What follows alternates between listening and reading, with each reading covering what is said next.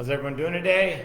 Today we were going to talk about a subject that might possibly frustrate some parents, but as a professional performance coach, it is your job to be the professional and tell the parent what is and what isn't, even at the risk of losing a client, because in the end, the child's safety and health is the most important thing. So remember that. All right. Not every kid develops at the same age. Not every kid at 10 years old is as mature as you would hope they would be as the other kids at 10 years old. And this means physically and mentally, which means you have to evaluate on a case-by-case basis whether or not a child is ready for adding weights, adding explosive plyometric exercises, or just advancing the program, and whether or not that child is ready for those advancements. The parent might want something, and that's fine. Parents generally want the best for their kids, let's be honest. It's generally not 100% of the times. You want the best for the child, but sometimes there's that conflict because what you want for the best is not necessarily what the parent thinks is the best. And you are, yes, trying to potentially, hopefully, run a business that does conflict with that interest.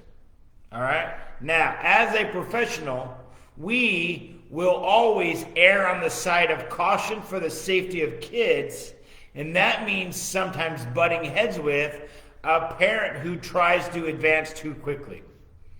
Okay? Now, back on topic or specific topic, adding weights isn't necessarily the best course of action for every child.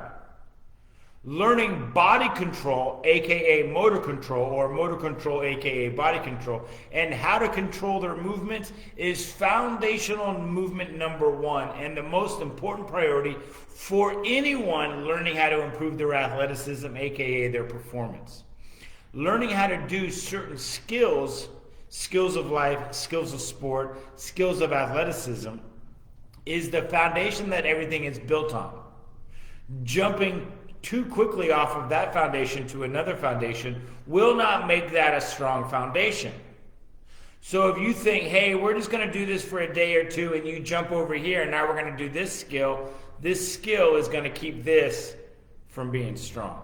All right? So if you can't properly do a push-up, you can't do a bench press, okay? Because you don't have the foundational strength to support this foundation, okay? Ideally, your foundation builds,